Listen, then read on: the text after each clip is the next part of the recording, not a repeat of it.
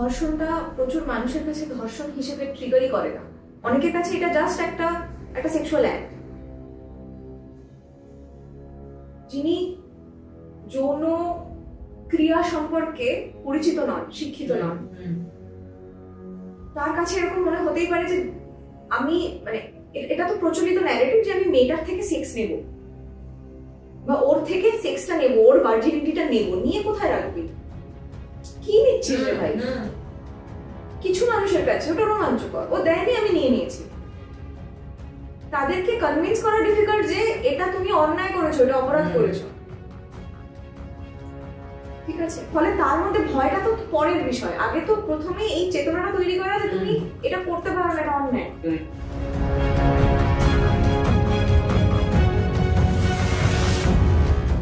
আগে না মেয়েদের ধর্ষণ করে চুপ করিয়ে রাখা যেত, এখন মেয়েরা ধর্ষণ হলে, ধর্ষণ তাদের সাথে যদি হয়, তারা উঠে দাঁড়ায়, তারা থানায়ও যায়, তারা কেসটাও চালায়, ডেইলি চাকরিও করতে যায়, বাড়ির লোকেদের খেয়ালও রাখে।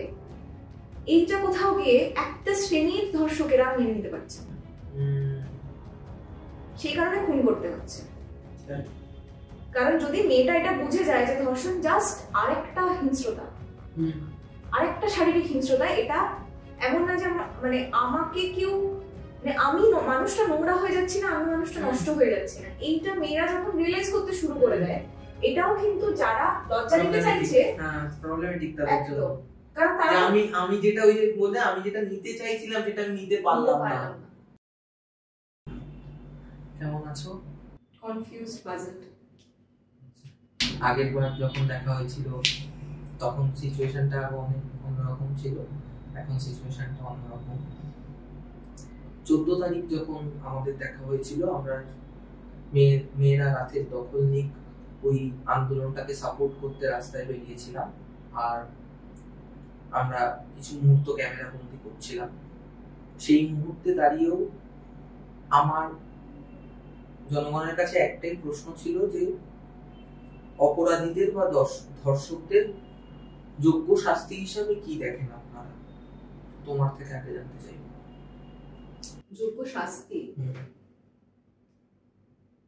যোগ্য শাস্তি আইন অনুসারে যতটা যাওয়া যায়। ফাঁসিটা আমি কোনোদিন ভাবতে পারিনি, কারণ একটা মানুষকে তুমি ফাঁসি দিয়ে দেবে, তার মানে এটা ইনশিওর কি করে করবে যে তারপরে আমি ঘটনাটা ঘটবে না। কারণ অতীতে আমরা দেখেছি ধনঞ্জয়ের ফাঁসি হয়েছে, এর আগেও ফাঁসি হয়েছে, ফাঁসি ঘটনা ঘটেছে, তবুও ধর্ষণ আবারও ঘুরে ফিরে এসেছে। তার মানে শাস্তির সাথে যে সম্পর্কটা আমরা এস্টাবলিশ ইউজুয়ালি করি, ওটা কিন্তু ইনশিওর করে না, ওটা কিন্তু অত সরাসরি সম্পর্ক নেই। আমরা আমাদের একটা টেন্ডেন্সি থাকে সমাজ হিসেবে যে দোষী যতটা তাড়াতাড়ি হোক ধরা পড়ুক। এটা আমি আগেও হয়তো কোনো একটা আলোচনাতে মনে হয় বলছিলাম যে ব্লেমের টেন্ডেন্সি ভীষণ আমাদের আছে। আমাদের যে দায়িত্বটা, আমাদের যে রেসপন্সিবিলিটিটা, সেটা কোথাও গিয়ে কারোর একটা কাঁধে দিয়ে দেওয়াটা সব থেকে বড় জরুরি জায়গা বলে মনে হয়।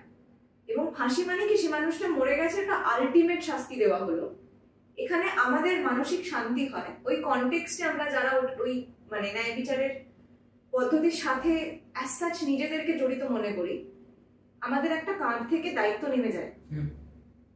এটা কিন্তু কখনো এনশিওর করে না যে ভবিষ্যতে অমুক ঘটনাটা আর ঘটবে না।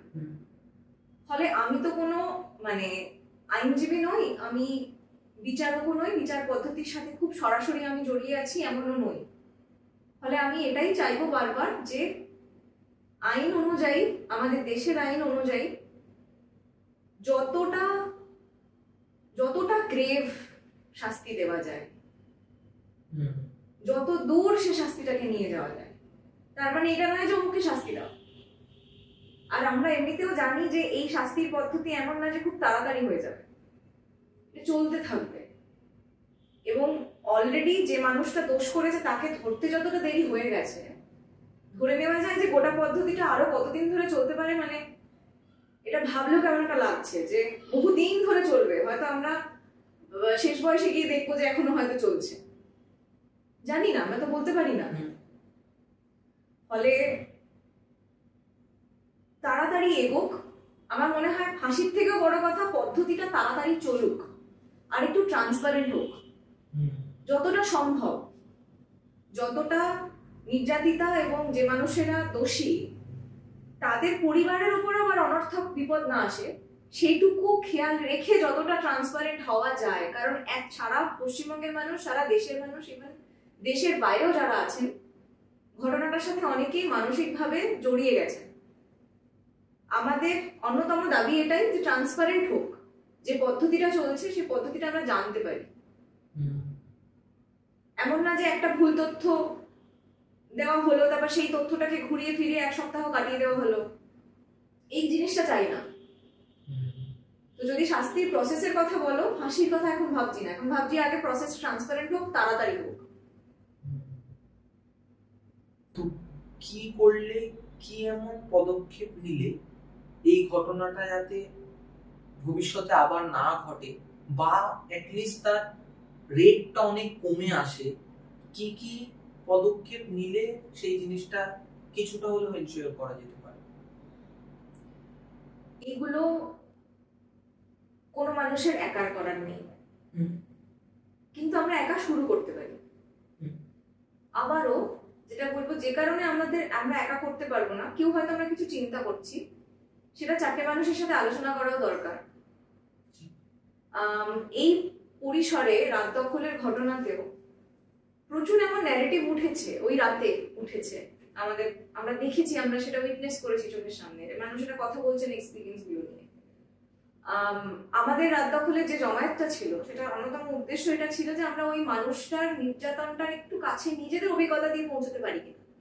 কারণ মেয়ে হিসেবে, মানুষ হিসেবেও জীবনে মেয়েরা তো অবশ্যই, আমার মনে হয় মানে স্ট্যাটিস্টিক্যালি প্রতি 5 জনের মধ্যে 4 জন মেয়ে নির্যাতিতা, একটা কোনো না কোনো পয়েন্টে তারা মোলেস্টেড হয়েছেন, বাসে, ট্রামে, কোথাও না কোথাও।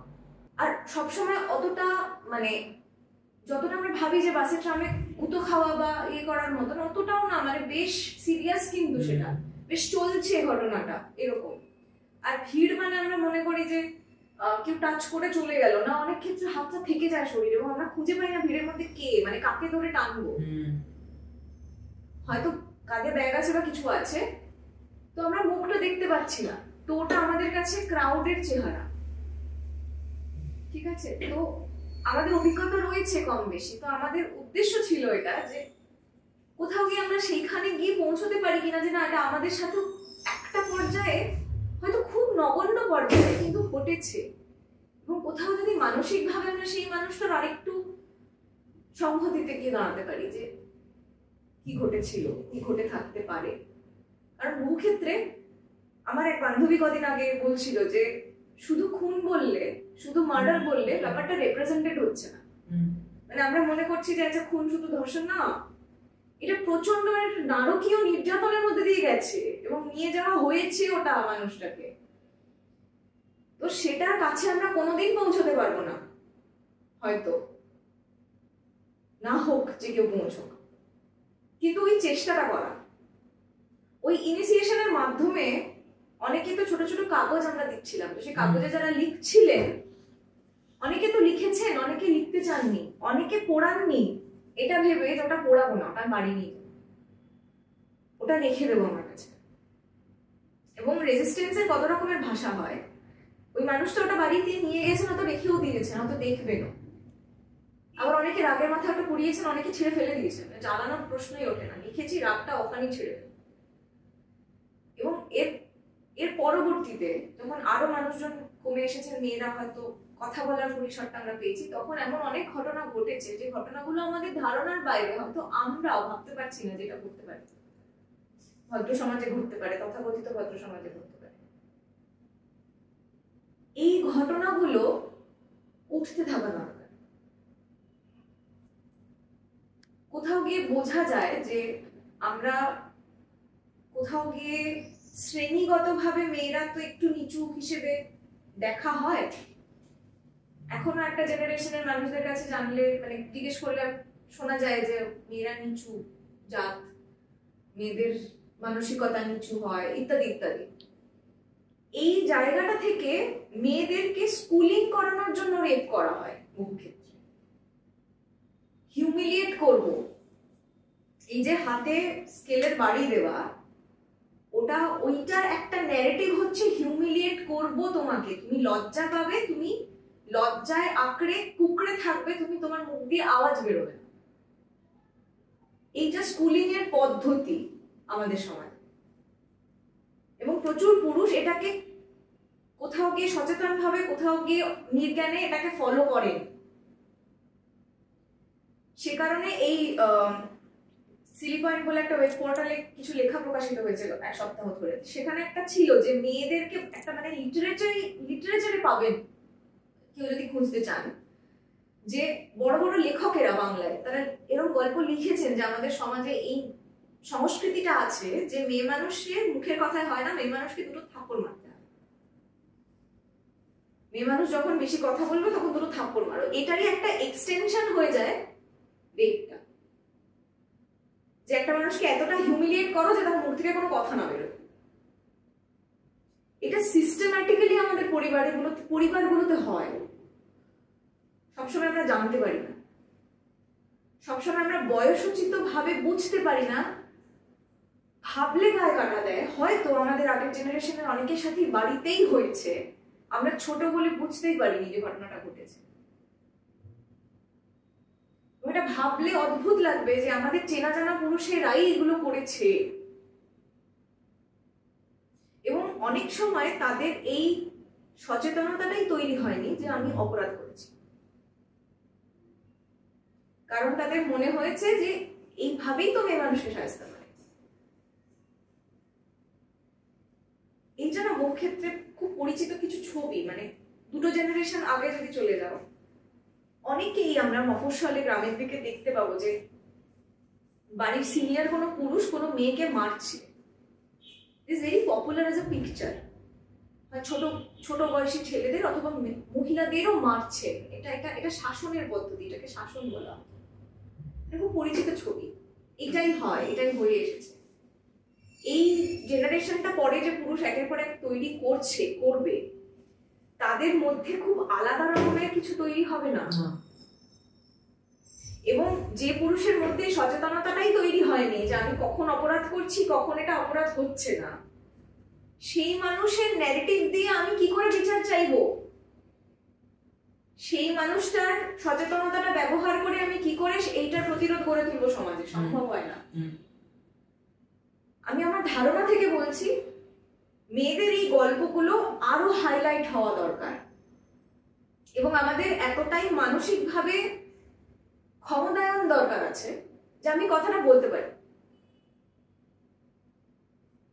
আমাকে কেউ সাপোর্ট করুক না করুক, আমি যেন কথাটা বলতে পারি, যাতে আমার থেকে 5 বছরের ছোট যে মেয়েটা আমারই পরিবারে হয়তো বড় হচ্ছে, সে যেন জানে যে আমার সাথে ভুল হয়েছে, ওর সাথেও এটা হতে পারে, তো ওকে সাবধান থাকতে হবে, এবং এই লোকটা করেছে, এটা ভীষণ জরুরি।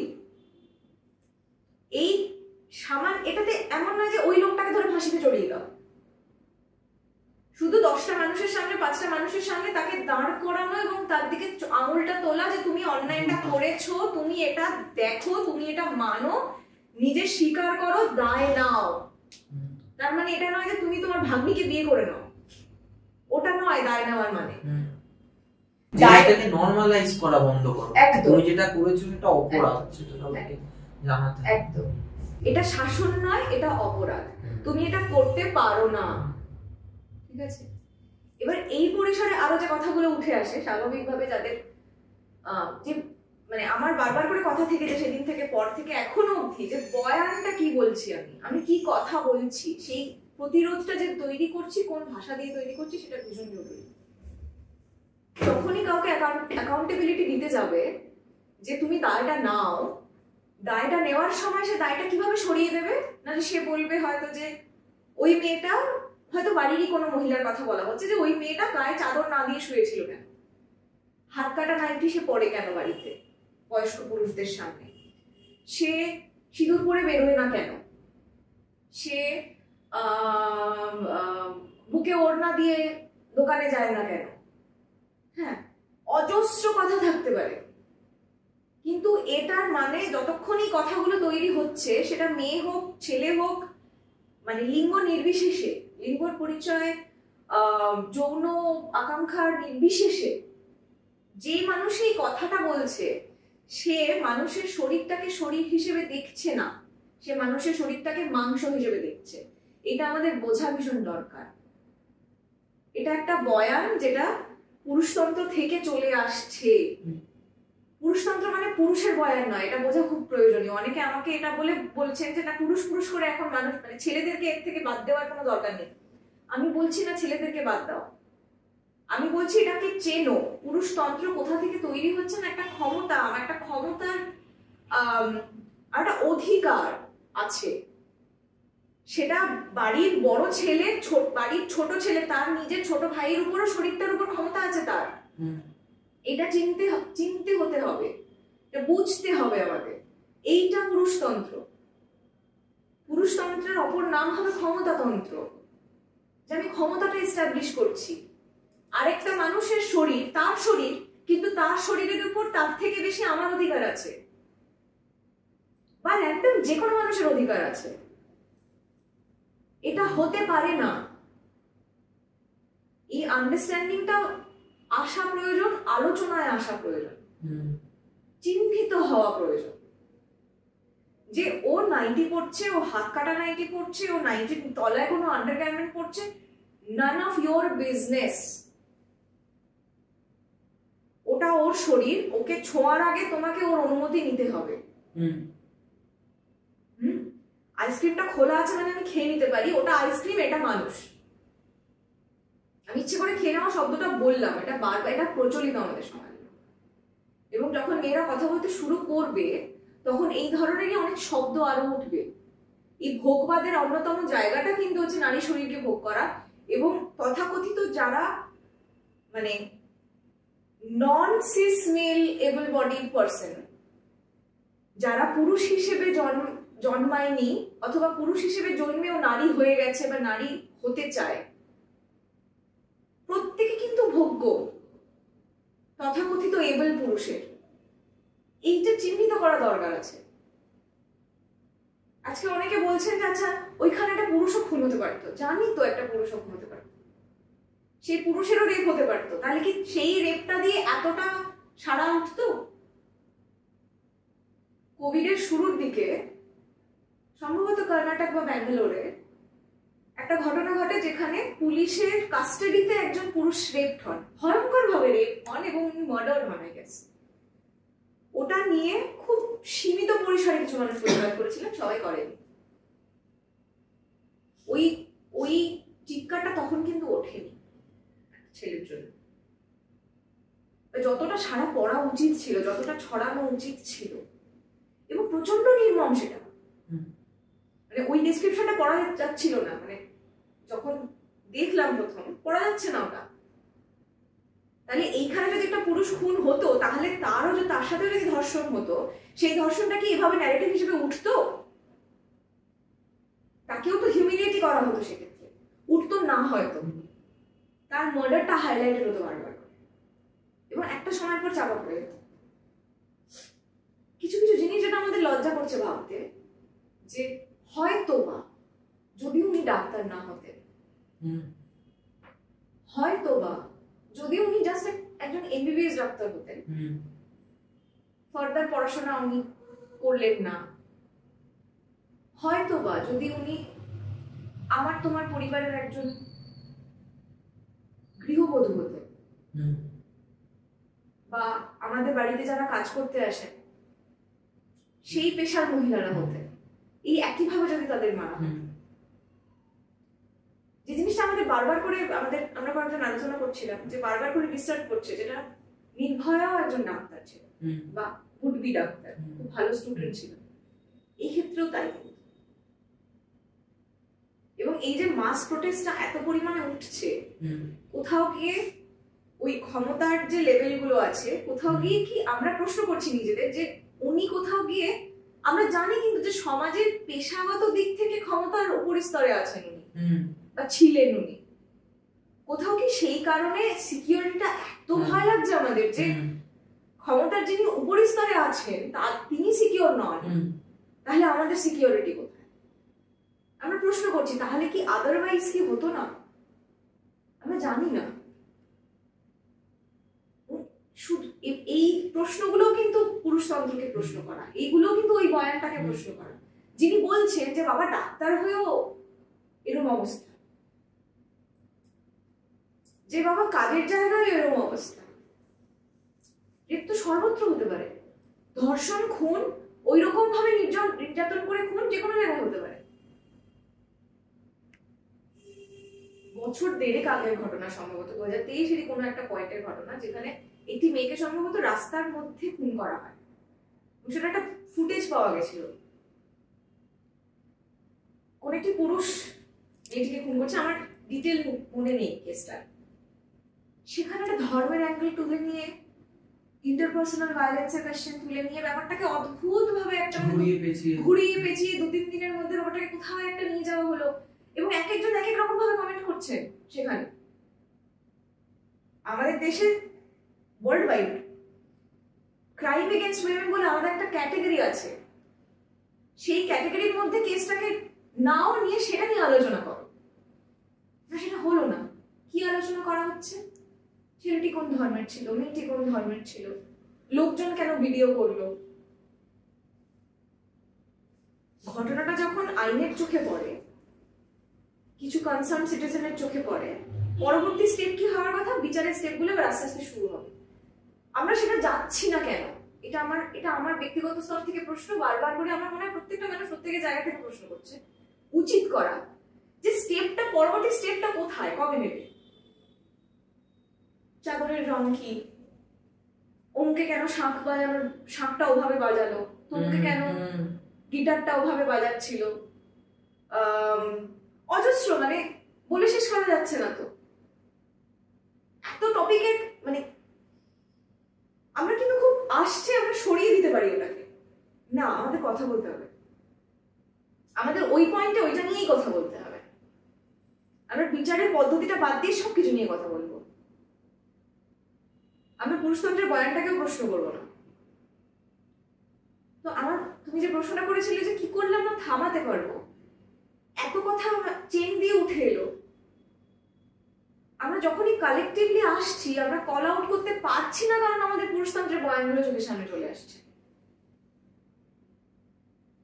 অ্যাকাউন্টেবিলিটির আগে আমাদের ওই ক্ষমতায়নটা দরকার প্রত্যেকটা মেয়ে এবং প্রত্যেকটা মানুষ যে কোথাও গিয়ে কোনো পয়েন্টে গিয়ে মোলেস্টেড হচ্ছে, তাদের ওই ক্ষমতায়নটা দরকার যে হ্যাঁ এটা কিন্তু খুব ঘটনা, যে আমার সাথে যখন ঘটনাটা ঘটে গেছে আমি তখনই কিন্তু চিৎকার করতে পারবো না, হয়তো বা ভাবলে খুব লজ্জা করে। বারবার এই ঘটনাটা ঘটতে থাকলে কিন্তু একটা সময় পরে আমরা চিনে যাই যে আচ্ছা এই ঘটনাটা হয়েছে, এইবার আমি প্রোটেস্ট মানে চিৎকার করে উঠবো হয়তো। কিন্তু প্রথমবার বা প্রথম কয়েকবার যখন ঘটনাটা ঘটছে আমরা কিন্তু সাথে সাথে চিৎকার করতে পারি না। সুতরাং এটা কিন্তু আমাদের আগের জেনারেশনের বা আমরা আমাদের পরের জেনারেশনকে শেখাতে পারি যে আমাদের সাথে যখন ঘটছে আমরা চিৎকার করবো বা আমরা কল আউট করবো, বা আমাদের যে ক্ষমতায়নের অভিজ্ঞতাটা সেটাকে ব্যবহার করব আমরা ওই পয়েন্টে, যাতে আমরা কল আউটটা করতে পারি, আরেকটা মানুষের দিকে আঙুলটা তুলতে পারি। এটা প্রথম স্টেপ। অনেকে করে তারপরে বিচার অবধি যেতে পারেন না, কারণ বাড়ির লোক সাপোর্ট করছে না। সেইখানে একটা টাকা পয়সার জায়গা চলে আসে, ভীষণ প্র্যাকটিক্যাল জায়গা, যেখান থেকে এত ধরনের ব্ল্যাকমেইল, এত ধরনের কমেন্ট উঠে আসে যে ক্ষতিপূরণ দিয়ে দেবো, 10,000 টাকা দিয়ে দেবো, 15,000 টাকা দিয়ে দেবো, 40,000 টাকা দিয়ে দেবো, 1.5 লাখ টাকা দিয়ে দেবো, 20 লাখ টাকা দিয়ে দেবো। এই টাকাটা আসছে কোথায়, কেন? কারণ বিচারের পদ্ধতির মধ্যে একটা প্রচন্ড মানে শোষণ জড়িয়ে আছে টাকা পয়সার দিক থেকে। যারা প্রফেশনাল তাদেরকেও এটা বুঝতে হবে যে হ্যাঁ এটা কারোর যোগ্যতার উপরে বেস করে তারা সেই টাকাটা চাইছে, কিন্তু যে মানুষের উপরে প্রসেসটা গেছে, যার উপর দিয়ে ওটা গেছে, তার উঠে দাঁড়ানোর মধ্যে অন্যতম জায়গা কিন্তু তাকে ভাবতে হচ্ছে যে আমার বাবা মা তো এই কেসটা লড়তে পারবে না। যে মানুষটা তথাকথিত ক্ষমতার দিক থেকে সমাজে নিচু স্তরে, তাকে সেই মেয়েটাকে কিন্তু পুলিশের কাছে যাওয়ার আগে এটা ভাবতে হচ্ছে যে আমার মা বাবা এটা নিয়ে লড়তে পারবে। ফলে তার বাড়িতে গিয়ে টাকাটা অফার করা খুব সহজ, এটা আমরা অস্বীকার করতে পারি না। এবং এটা সমাজ হিসেবে কালেক্টিভলি আমরা তৈরি করেছি, আমাদেরও দায় সেটা। সুতরাং এই জায়গাটা তারপরে স্টেপ চলে আসে যে ফিনান্সিয়ালি ক্ষমতায়ন শুধু, হ্যাঁ একটা খুব বড় জায়গা মানসিকভাবে ক্ষমতায়ন যে আমি বলছি, কিন্তু আমার মাথায় তো এটাও ঘুরবে যে আমি মানে যে আইনজীবী থাকবে তাকে আমি পয়সা দেবো কি করে, আমি কেসটা চালাবো কি করে এতদিন ধরে, যদি এটা 10 বছর 15 বছর ধরে চলে আমি চালাবো কি করে, আমি করবো কি, আমি খাবো কি। যারা আইডিয়ালিস্টিক সমাজে বিশ্বাস করেন তারা বলবেন যে অত ভেবে তোমার কিছু হবে না, তুমি আগে থানাতে যাও, তারপর বাকি টাকা পয়সা ভেবে নেবো। এটা কি এত সহজ? যে মানুষের ওপর দিয়ে যাচ্ছে তার পক্ষে কি এতটাই সহজ যে ঠিক আছে কেউ একটা দেখে নেবে, টাকা পয়সা হয়ে যাবে জোগাড়? না হলে সামান্য একটা সম্পত্তির মামলাকে এপার ওপার করে কতবার টাকা পয়সা লেনদেন হয়। আর এত বড় কেসে তো লাইফ থ্রেটনিং, প্রত্যেকজন যে সাক্ষী যারা থাকছে তাদের প্রত্যেকের জীবনের উপরে একটা ক্ষতির আশঙ্কা থাকে। এই সমস্ত কিছু ভাবতে হচ্ছে আমাদের। সমাজ হিসেবে আমাদের ক্ষমতায়নের জায়গা আছে, ক্ষমতায়নের পর সেটা আমাদের ফিনান্সিয়ালি ভাবতে হবে, মানসিকভাবে ভাবতে হবে। কল আউট করার সময় আমরা সমাজ হিসেবে যখন আরেকটা মেয়ে কল আউট করছে, আমি তখন সমাজ তো, তাহলে আমি তাকে প্রশ্ন না করে তাদের জানতে চাই ঘটনাটা কি ঘটেছিল, আমি সেই ক্ষমতাটা রাখি, আমি সেই গলায় জোরটা রাখি যে ওর জোরটাকে আমি সাপোর্ট করছি। এটা সমাজ হিসেবে আমাদের প্রত্যেকের কর্তব্য। এই শাস্তির পথটা এতটা দুর্গম বলেই কি দ্বিতীয় কোনো ধর্ষক এসে সেই কাজটা করার মতো বুকে সাহসটা পায়? তারা কি জানে কোনো দিক থেকে যে আমার হয়তো খুব বেশি শাস্তি হবে না, বা মেয়েটি নিজেই গিয়ে কমপ্লেন করবে না, because that path is very hard? বহু ক্ষেত্রে তো ভয় দেখানো হয় ধর্ষণ করার পর। এই ভয়টা থাকে আমার মনে হয়। যে অপরাধ করেছে সে জানে সে অপরাধ করেছে, কিন্তু সামহাউ বিভিন্ন রকমের ন্যারেটিভ দিয়ে সেটাকে বোঝানোর চেষ্টা করে। মানে কোনো ভয় নেই যে আমি এটা করলে আমার শাস্তি হতে পারে, আমার ফাঁসি হতে পারে, আমার জেল হতে পারে। তারপরেও তো হয়ে চলেছে, দিনের পর দিন হয়ে চলেছে। আমাদের আইন যে খুব শিথিলতা নয়, আমাদের আইন কিন্তু যথেষ্ট কঠোর, কিন্তু এই ঘটনা ঘটা থেকে শাস্তি পর্যন্ত যে পথটা সেটাই এতটা হার্ড হয়ে যাচ্ছে। সেই কারণে কি তাদের মধ্যে থেকে ভয়টা আরো চলে যাচ্ছে? এইটা না খুব সরাসরি উত্তর দেওয়া খুব ডিফিকাল্ট। কেন বলছি? ধর্ষণটা প্রচুর মানুষের কাছে ধর্ষণ হিসেবে ট্রিগারই করে না।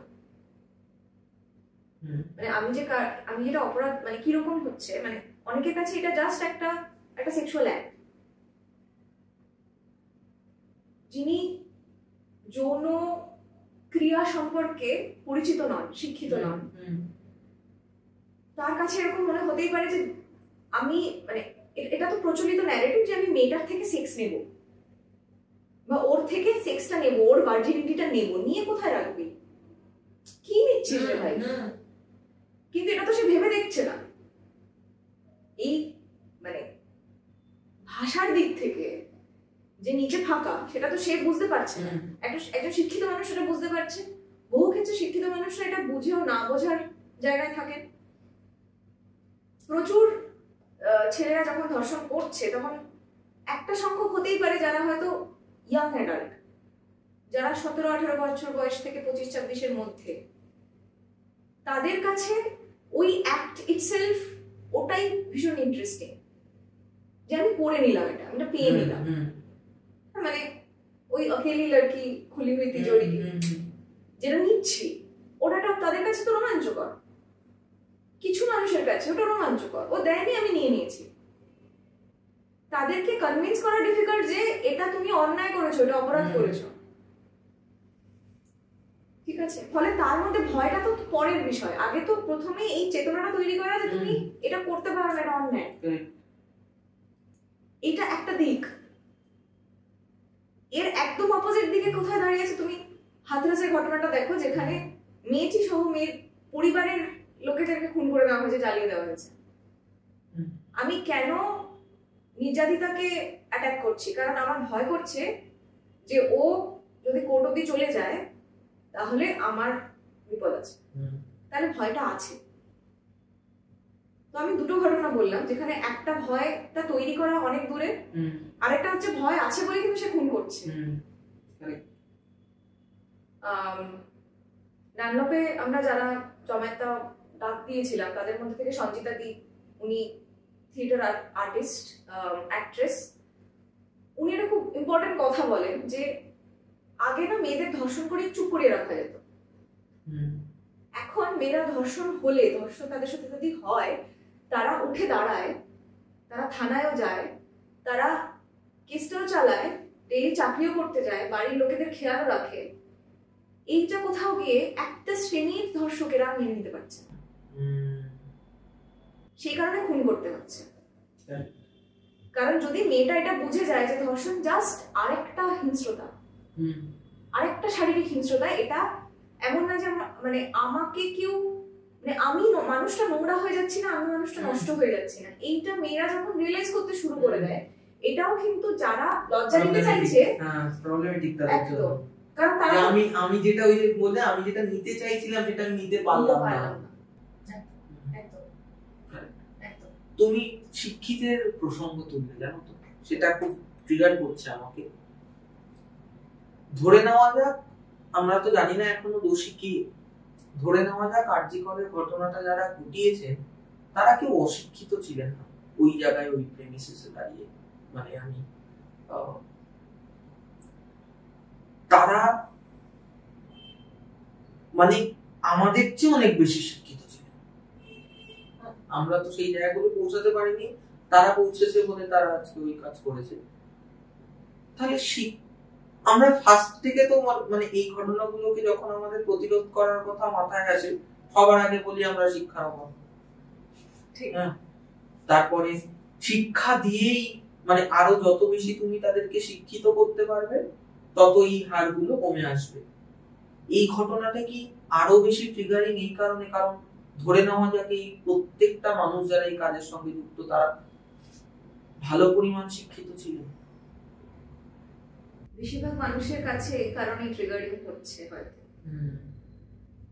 কারণ ভয় করছে তাহলে কার কাছে সেফ।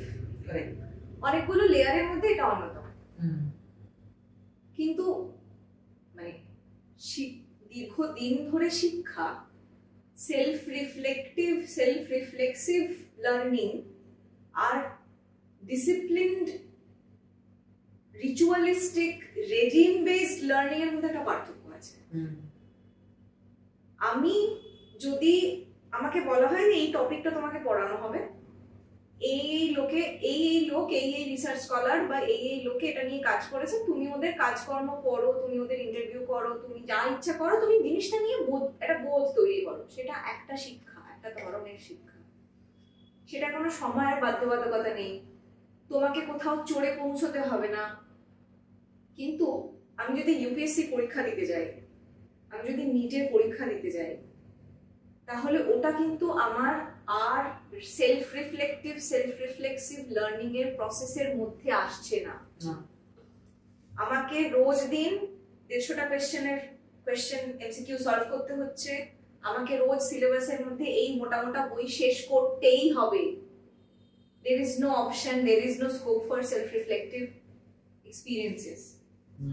বহু ক্ষেত্রে, আমি বলছি না সবাই নয়, আমার নিজের অনেক বন্ধু আছে যারা ডাক্তার, আমি তাদেরকে এক একটা স্তরে গিয়ে দেখেছি যে তারা সেই রিফ্লেকশনের মধ্যে আছে, করছে, কিন্তু সব ক্ষেত্রে তো হচ্ছে না। আমি এটা কি করে অস্বীকার করি যে আমাদের সমাজে এরকম কিছু ডাক্তার তো আছেন যারা বিভিন্ন পরিসরে এই কমেন্টটা করে থাকেন হয়তো, যে আমি ডাক্তার, আমি বিয়ের মার্কেটে যে মেয়েকে চাইবো আমি সেই মেয়েকে দিতে পারি। আমরা আমাদের পরিচিত আছেন এরকম মানুষেরা, এবং আমাদের মানে এটা তো আমাদের ব্যক্তি হিসেবে লজ্জার যে আমরা এই মানুষগুলোকে চিনি কিন্তু। এবং এরা এই কথাগুলো যখন বলেন, আমরা কিন্তু এনাদেরকে বলি না যে এটা ডিসগাস্টিং একটা কথা আপনি বলে ফেললেন, কিন্তু মানে হাসতেও কিন্তু আমরা বলি না যে এটা ডিসগাস্টিং একটা স্টেটমেন্ট হলো। আপনি বাজারে গিয়ে আম কিনতে পারছেন একরকম, আপনি যে মেয়েটাকে চাইছেন সেই মেয়েটাকে পেয়ে যাচ্ছেন, দুটো কথার মধ্যে একটা ডিসগাস্টিং ডিফারেন্স আছে। হাসতে বললেও আমাদের বলা দরকার, কিন্তু আমরা বলি না। ফলে একটা সেলফ রিফ্লেক্টিভ লার্নিং, যেটা আমি বারবার করে বলছি, এটা রেজিম বেসড লার্নিং, এটা আমাকে শিখতে হবে, আমার এত দিনের মধ্যে শিখতে হবে, আমার এইটার পরে এই ডিগ্রিটার পরে এই ডিগ্রি, এই ডিগ্রির পরে সেই ডিগ্রি, তারপরে এই ডিগ্রি, তারপরে এই ডিগ্রি। আমি কিন্তু সিঁড়ি উঠছি, এটা একটা রেজিম আমাকে দেওয়া হয়েছে অলরেডি, একটা এক্সিস্টিং সিস্টেম, একটা এক্সিস্টিং ল্যাডার, যেটা আমাকে চড়তে হবে। তো আমি কখনো দাঁড়িয়ে ভাবছি না যে আচ্ছা আমি যে উঠলাম, আমার সাথে আর কেউ উঠছিল, ওরা কোথায় গেল, কেন আমি উঠছি, উঠে গিয়ে কি করছি। কিছু মানুষের মধ্যেই চিন্তাটা চলে, কিছু মানুষের জাস্ট এইটুকু চিন্তা চলে যে আমি উঠলাম, পড়ে যাবো না তো, না আমি আরেকটু উঠতে হবে, পড়ে যাবো না তো আরেকটু উঠতে হবে। তো রিফ্লেক্সিভিটিটার দরকার আছে। তো ওইটা, এই ডিফারেন্সিয়েশনটাও আমাদের আজকে বুঝতে হবে। উঠে যাওয়ার পরেও তার মধ্যে হয়তো একটা দম্ভ চলে এসেছে যে আমি আজকে এই পজিশনে গেছি মানে আমি এটা করতে পারি, আমার সেই ক্ষমতাটা রয়েছে। আছে তো বটে। এই ঘটনাটা নিয়ে আমি যখন মানে আমার মায়ের সাথে আলোচনা করছিলাম, তো উনি মানে রেগুলারলি খবর টবর দেখেন, আমার খুব একটা সময় হয় না খবর দেখার। উনি আমাকে বললেন এই পুরো ঘটনাটার সাথে জড়িত আরেকটি মেয়েও ছিল। ঠিক আছে, শোনা যাচ্ছে, আমি পুরোপুরি ব্যাপারটা নিয়ে জানা নেই আমার। যদি প্রত্যক্ষদর্শী এরকম একটা মেয়ে থেকে থাকে এবং সেও যদি ধর্ষকদের সাহায্য করে থাকে, তাহলে এই টোটাল কনসেপ্ট অফ এই মেয়েরা রাতের দখল নিক এন্ড অল পুরোটা বৃথা হয়ে যাচ্ছে বেসিক্যালি। কি মনে করো এটা নিয়ে? কনসেপচুয়ালি যে জায়গাটা বললে আর কি, তো যে ঘটনাটা ঘটেছে, প্রথমত আমরা নিশ্চিত জানি না কি ছিল। যদি মেয়েটি ইনভলভ থাকে, যিনি ইনভলভ ছিলেন,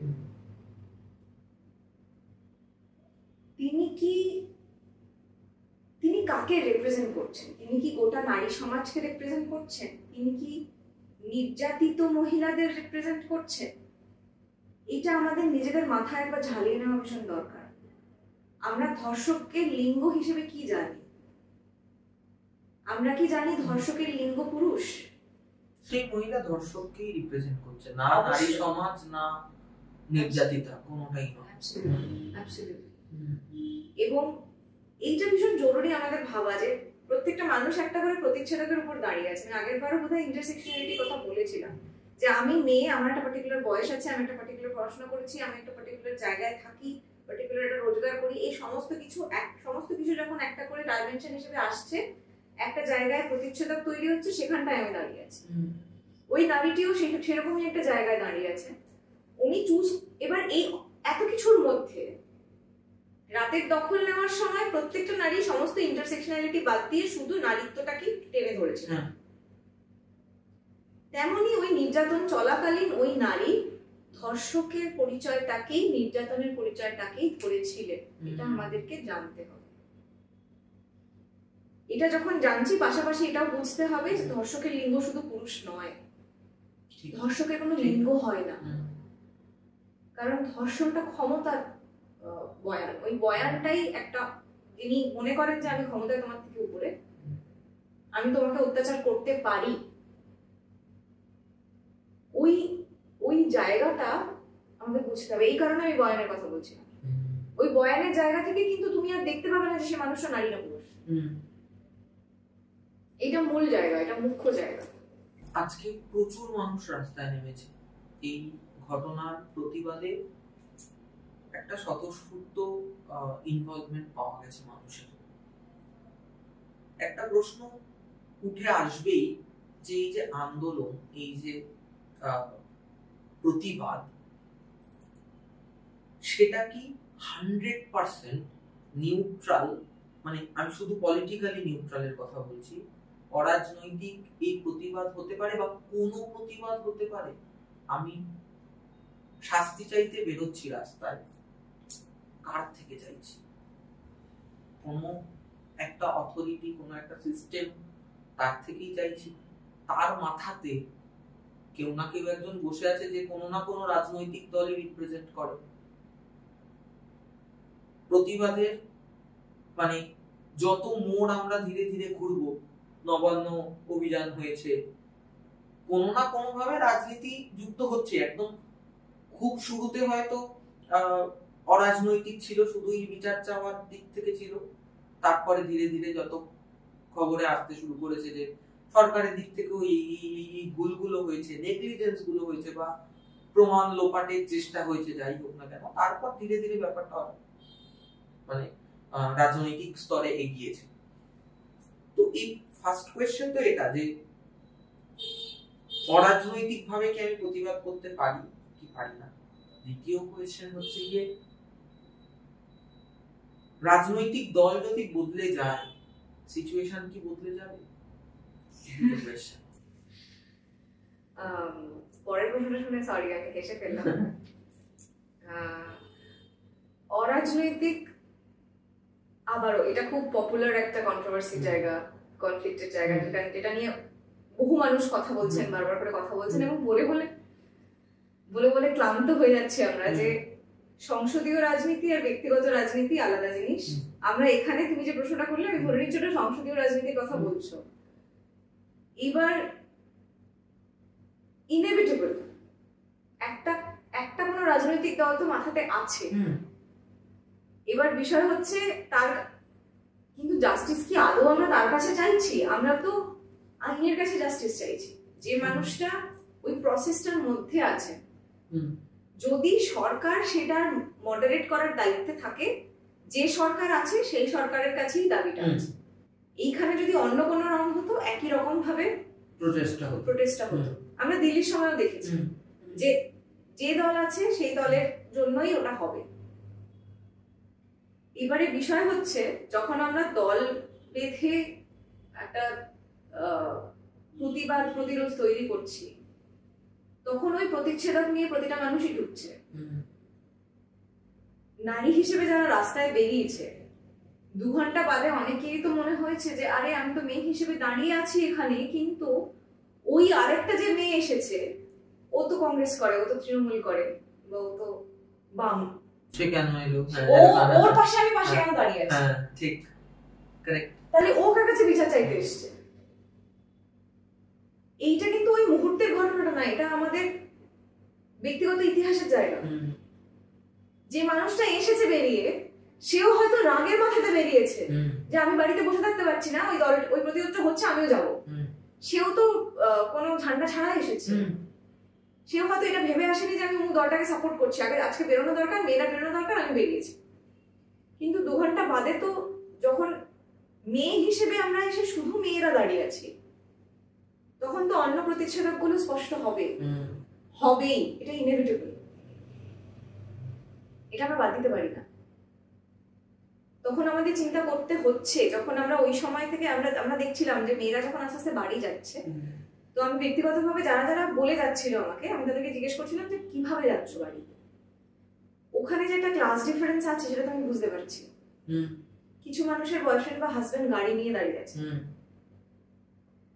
কিছু মানুষের বাড়ির লোকজন একটা অটো ভাড়া করে নিয়ে এসেছে তাকে, বাবা বা হাজবেন্ড যে আছে সে দূরে দাঁড়িয়ে আছে, কিন্তু অটোটা ভাড়া করে সে এসে ওটা দাঁড়িয়ে আছে মানে সে বাড়ি ফিরবে একা নয়। একটি মেয়ে এসেছিল, সে বলল আমি রাস্তাতেই থাকি, এখানে জমায়েত হচ্ছে, আমি এসেছি। যখন 8 ঘন্টা 40 মিনিট পর ওই মেটার ন্যারেটিভ ওঠে, তখন ওই প্রতিচ্ছেদকটা আমাদের চোখে আঙুল দিয়ে দেখিয়ে দেয় যে সব মেয়েরা কি করে প্রোটেকশন পাবে, কারণ মানুষ হিসেবে সব মানুষ কোনোদিন প্রোটেকশন পাচ্ছে না। সব মেয়েরা কি করে প্রোটেকশনটা পাবে? রাতে হোক, দিনে হোক, যে কোনো সময়। যদিও সত্যি বাড়ি ফেরার জায়গাটা না থাকে, তাহলে কি আমরা কিসের, একদিন রাত্রে বাইরে বেরিয়ে আমরা ওকে কিসের প্রোটেকশন দেব? এরকম মেয়েরা তো ছিল যারা পাড়ার কয়েকজন 4-5 জন হেঁটে এসছে, ওরা একসাথে হেঁটে বাড়ি যায়। কেউ হয়তো খবর পেয়েছে, তো পাড়ার এই বাড়ি ওই বাড়ি গিয়ে খুঁজেছে কে যেতে পারে, তারপরে এসেছে। অনেকে এত দূরে আসতে না পেরে কাছাকাছি যেটাতে যেতে পারে সেটাতে গেছে। এইভাবে প্রতিচ্ছেদক গুলো স্পষ্ট হয়েছে। সবাই শুধু নারী হিসেবে আর বেরোতে পারেননি একটা সময়ের পরে, বেরিয়েছেন হয়তো, তারপর যখন ফিরতে হয়েছে তখন ওটা ভাবতে হয়েছে। আমরা ব্যক্তিগতভাবে মানে আমরা 5-6 জন মহিলা ছিলাম যারা শেষ অবধি তখন আলো ফুটেছে তখন বেরিয়েছি। এবং আমরা যখন বেরিয়েছি তখনও কিন্তু একজন হেঁটে চলে গেলেন জাস্ট একটু দূরে, 2-3জন এরকম হেঁটে গেলেন, একজন স্কুটিতে গেলেন, আমি আর আমার বান্ধবী ছিলাম আমরা অটোতে ফিরলাম, কারণ 3:30-4টে থেকে অটো শুরু হয়ে যায়। এই ক্লাস ডিফারেন্স গুলো আমরা কি করে ফেলে দেবো? একটা প্রতিরোধ যখন গড়ছে, আমরা যদি মনে করি যে সবার আইডেন্টিটি এক হয়ে যাবে, তখন হ্যাঁ বিচার চাই তো, কিন্তু যেমনই আমরা যখন মানে টিচার হিসেবে ক্লাসরুমে পড়াতে ঢুকি, আমাদের সমস্ত ইন্টারসেকশনালিটি ব্যাগের মধ্যে পুরো ব্যাগটা ক্লাসরুমের বাইরে ফেলে রেখে ক্লাসে ঢুকি না। থেরাপিস্ট হিসেবে বা কাউন্সিলিং যারা করেন তারাও নিজেদের সমস্ত এক্সপিরিয়েন্স ব্যাগে করে বাইরে ফেলে ভিতরে ঢুকেন না। যিনি প্রতিবাদ করতে ঢুকছেন তিনি বা নিজের সমস্ত ব্যক্তিগত ইতিহাস কি করে বাইরে ফেলে রেখে প্রতিবাদ করতে ঢুকবেন? এটা সম্ভব নয়। যদি প্রত্যেকটা মানুষের একটা রাজনৈতিক ইনক্লিনেশন থাকে তাহলে তারা সেটা নিয়েই ঢুকছে। ম্যাক্সিমাম আমরা কি করতে পারি, এটা যাতে পরবর্তীকালে কোনো রকম সিম্বলিজমের জায়গায় না চলে যায় সেই চেষ্টা করা। কিন্তু ইতিহাস যখন তৈরি হয়ে যায়, আমরা তো দেখছি ইতিহাস কিভাবে ফর্ম করা হয়, যে অমুক একটা ঘটনা আজকে মুঘল পিরিয়ডটা অমুক বই থেকে বাদ দিয়ে দেওয়া হয়েছে, সিবিএসসি কারিকুলাম থেকে মুঘল পিরিয়ড বাদ পড়েছে। তাহলে যদি আমরা ধরে নিলাম 50 বছর 200 বছর 50 বছর বাদে বলছি, 50 বছর বাদে যদি কোন একটা পার্টিকুলার ছবিতে কোন একটা পার্টিকুলার কালার দেখিয়ে বলা হয় অমুক রাজনৈতিক দল এই সংগঠনটা করেছিল, তখন 50 বছর পর আমাদের বয়স কত? আমরা কি সেই ন্যারেটিভটা ডিফেন্সিভ ইয়েতে যাওয়ার ক্ষমতাটা রাখি? আমাদের কি সেই ন্যারেটিভটার ক্ষমতা আছে ওই সময় বলার? যদি থাকে তাহলে সেই সময় হয়তো আমরা খানিকক্ষণের জন্য একটা রেজিস্ট্যান্স তৈরি করতে পারবো, আদারওয়াইজ তো ভবিষ্যতের কথা আমরা বলতে পারি না। আমরা এইটুকুই বলতে পারি যেটা আমরা আজকে করছি, যে স্টেপটা আমরা আজকে নিচ্ছি, পরবর্তীকালে হতেই পারে এই গোটা রেজিস্ট্যান্সটাকে কোনো একটা কালার দিয়ে দেওয়া হবে। হতেই পারে যারা হয়তো আজকে মুখ হিসেবে এই রেজিস্ট্যান্সে উঠে আসছেন, কালকে কোনো একটা রাজনৈতিক দল তৈরি করলেন এবং সেটা পরবর্তীকালে ভোটে লড়লো। আজকের দাবিটা তার জন্য মিথ্যে হয়ে যাবে না। এটা আমি বলতে চাই, এটা আমি সবাইকে বলতে চাই যে আজকে কোনো ঝান্ডা নেই, এইটা আজকের সত্যি। বহু ঘটনাতে এর আগেও আমরা দেখেছি,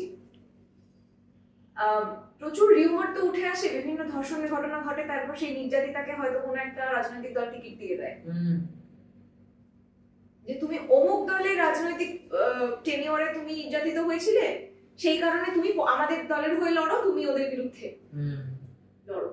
কিন্তু এটা ওই উনি যে নির্যাতিতা, ওনার উপর যে নির্যাতন চলেছিল সেটা মিথ্যে হয়ে যায় না, ওনার ওই মুহূর্তের রেজিস্ট্যান্সটা মিথ্যে হয়ে যায় না। উনি পরবর্তীকালে কোনো একটা আইডেন্টিটি বেছে নিয়েছেন, সেটা পরের ঘটনা। আমি সেটা স্পষ্ট করতে চাই বারবার করে যে আজকে রেজিস্ট্যান্সটা বহু মানুষ চিৎকার করে বলছেন যে এটা কিন্তু আমাদের কোনো রাজনৈতিক ইনক্লিনেশন নেই। বিভিন্ন জায়গায় ছোট ছোট দল তৈরি হয়েছে, ছোট ছোট কালেকটিভ তৈরি হয়েছে উইদাউট এনি পলিটিক্যাল ইনফ্লুয়েন্স। বহু জায়গায় আর্টিস্টরা করেছেন, বহু জায়গায় সাধারণ মানুষরা করেছেন, বহু জায়গায় সবাই মিলে করেছেন। এটাকে আমরা রাজনৈতিক রং যত দেওয়ার চেষ্টা করছি, যারা চেষ্টা করছেন তারা নিজেদেরকে প্রশ্ন করুন আপনাদের রাজনৈতিক ইনক্লিনেশনটা কি। এই প্রশ্নটা ওঠার সাথে সাথে কি আপনাদের মনে হচ্ছে যে আপনাদের রাজনৈতিক ইনক্লিনেশনটা চ্যালেঞ্জ হচ্ছে? তাহলে আপনি ভাবুন আপনি কোন দিকে দাঁড়িয়ে আছেন, যে আপনার মনে হচ্ছে এটা রাজনৈতিক প্রোটেস্ট। আপনি ভাবুন আপনি কোন দিকে দাঁড়িয়ে আছেন, যে আপনার মনে হচ্ছে এই মবটাকে তো আমার দলে আসা উচিত ছিল। আমরা তো এটা তো সুবর্ণ সুযোগ। ভিড় দেখলেই ওদের একটা কিছু মানুষ তো এটা বলছেন যে হ্যাঁ রাজনৈতিক হলে হবে, কেন হবে না? কেন হবে এটা আগে নিজেকে প্রশ্ন করুন, যে কেন সিভিল সোসাইটি একটা প্রোটেস্ট তৈরি করতে পারে না? কেন সমাজের সর্বস্তরের মানুষরা এক জায়গায় এসে একটা প্রোটেস্ট করতে পারে না? এটা আপনি নিজেকে প্রশ্ন করুন। যারা এই কথাটা বলছে তারা নিজেদেরকে একটুখানি রিফ্লেকশনে দেখুন যে আপনাদের ওরিয়েন্টেশন কি। আপনারা যে দলটাকে যে দলটার রংটা চাইছেন ওখানে দেখতে, আপনারা কি নিজেদের ইনক্লিনেশন ওই দলের সাথে আছে? যদি আপনারা চ্যালেঞ্জ ফিল করে থাকেন তাহলে কি আপনারা কোথাও কি শাসকের সাথে নিজেদেরকে আইডেন্টিফাই করছেন? আপনারা নিজেদেরকে প্রশ্ন করুন, যারা রং দেখতে চাইছেন, দেখতে পাচ্ছেন বা দেখানোর চেষ্টা করে যাচ্ছেন সমাজ। নট নেসেসারিলি ইনক্লিনেশন আছে, এরকম হতে পারে যে ভয় করছে। আমি যে পরিসরে আছি, যেখানে কাজ করি, যার টাকায় খাই, আমার বাড়ির বিরুদ্ধে এত কিছু হচ্ছে, এরকম হবে না মানতে তো। পারছে না। হ্যাঁ, ঘটনাটা মিটে গেলে সে আমাকে বলবে না তো তোমাকে তো ওই সময় দেখেছিলাম, হ্যাঁ।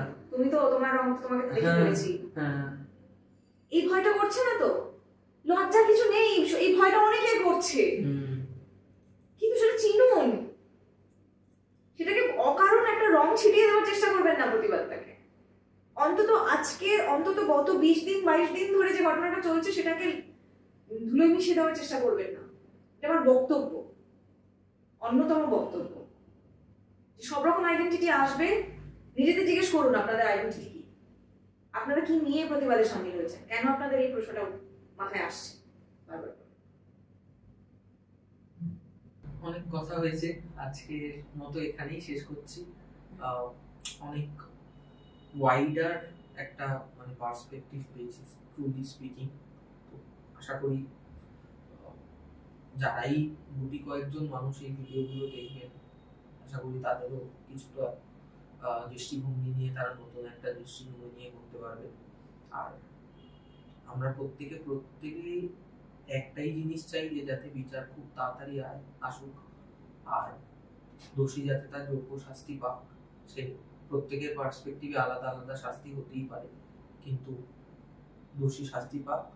আর শেষেও তুমি যেভাবে কনক্লুড করলে, কোন রকম রাজনৈতিক রং না ছড়িয়ে বা অন্য বিভিন্ন প্রকার অন্যরকম রং না ছড়িয়ে, আমাদের কালেকটিভলি একটাই দাবি হওয়া উচিত, যেটা আমি বললাম, দোষীর শাস্তি আর মেয়েদের সুরক্ষা। ব্যাস। একদম। Thank you. সবাই সবার মতো করে রেজিস্ট করছে। একদম।